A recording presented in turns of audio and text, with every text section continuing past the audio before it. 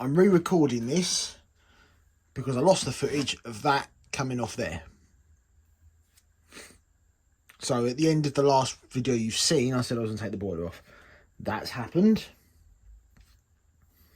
Taking the boiler off wasn't too difficult. It was mostly just letting all the plumbing go in. One of the cladding straps goes into this funny little boiler support block, which stumped me for ages. The snifter had to come out because it's through the smoke box shell. There's loads of this blue silicone-y sealant in there. And that came off, revealing the droppy grate, the brake cylinder, which while the boiler's off, we're going to have a look at. Because to my knowledge, the brakes have never worked on this. And for probably good reason, because I can't move the linkage. So I'm not surprised they don't work on steam. And also the reverser stand had to come off for the boiler to clear. The firebox was doinking up against here. So the reverser and its stand came off, which always gives us opportunity to fix the annoying rattle in there, which sounds like a ticking time bomb as she's running. There's a bit of slop in that, but nothing that I think's worth worrying about. But that annoying knock we can definitely do something about. Right, so let's shift the chassis.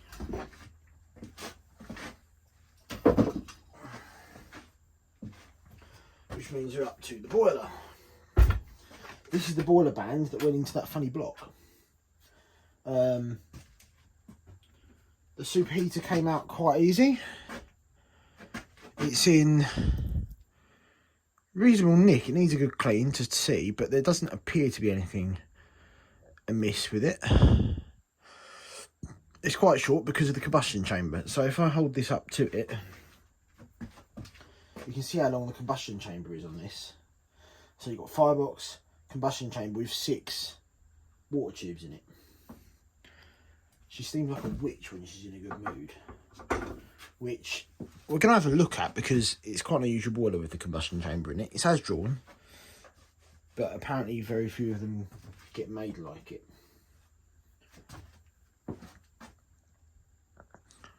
Oh, and the regulator rod came out reasonably easy too. The main nut up here was a pain because it's a round with 2 flats machined into it at no particular size, so no spanners really fit it. I couldn't put a socket on it because it's not hex.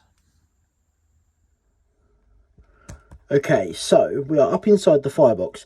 Yes, I know the footage is up the other way, because my phone won't go in the firebox up the normal way.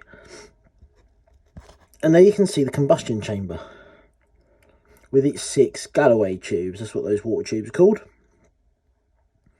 And then down the end of that, the standard fire tubes and superheater flues.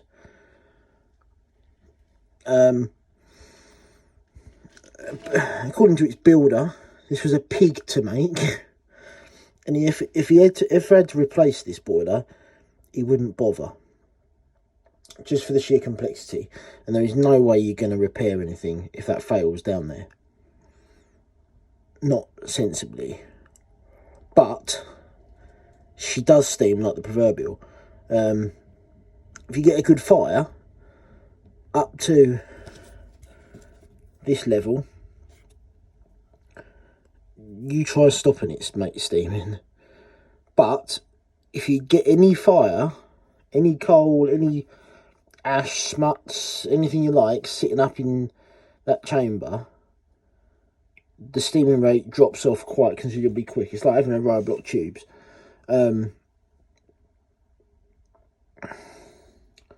So there is the question of whether I make an arch onto the grate, considering the grate is so easily accessible with the boiler off. Which would solve that, help alleviate how easy it is to throw coal up there. if I come out here and show you through the door, it's a straight shot. And then down there is the regulator, which you can't quite see because of the tubes. But yeah, it's a straight shot in the door. So if you're a bit overzealous with your firing, or you're feeling a bit energetic on the shovel, it's all too easy to throw it up there, especially with the smaller size coal. And then it goes up there and sits in there. It doesn't burn, it just sits there and clogs them up. So where would an arch go? If I'm thinking about an arch, and I'm really thinking about an arch, where would I attach an arch? Obviously we've got the centre dropping grate, which, the way this pipe's been done here, does make disposal of the fire after a run interesting, because you really can't get in there to break it out. It does lead to, when it's cold, just sort of tipping it up and shaking it a bit, which raises some eyebrows. But it also means you've got this nice bar running through the front of the grate, and there's nothing wrong with the fire bars themselves, they're pretty intact. Does mean you've got this nice bar through the front and two fixed sections of grate. Incidentally, because it's a wide firebox, you really have to make sure you get your coal on these corners. The size of the door, you can't see them really. The door's here, you can't see what's down here. It's a sloping backhead, as you can see, so it really does put the door above the fire. It's certainly interesting because yeah, it's about here somewhere, so you really have to flick it sideways. But yeah, in theory, an arch could be mounted on there. I'll say more a deflector, but I don't know. She's run perfectly well until now. You just have to be careful. But while the boiler's off, you can take the opportunity to have a look at the brake, which does just run up to this valve on the back head. So it's literally just steam brake. So you open the valve, shoves steam down the line, pressurises the cylinder, pushes the ram out, the piston out, puts the brakes on, and then you close the valve and open the dump on the side to relieve the pressure, at least in theory. But that's never worked, and this is stiff as anything, which, even if I put it hard, I can't actually make the brake. Oh, I just have. I've just made myself look like an idiot there. They're not very well, but I can't put a lot of pressure on it. This brake cylinder is very stiff.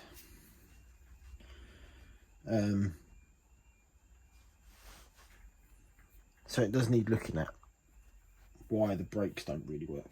But it should be quite easy. It's a pivoting cylinder. So I'm going to let that go, let the pivot go, and take it out and have a look at it.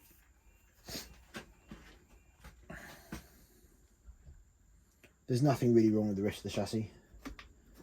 Everything else works really well. Just wants a bit of a clean. Right, so that's it for this video. I'm not going to attempt anything in this one. I've been talking a lot. So next video, we'll whip that out. It'll also see me working on the boiler and getting opinions on getting the steam pipe out.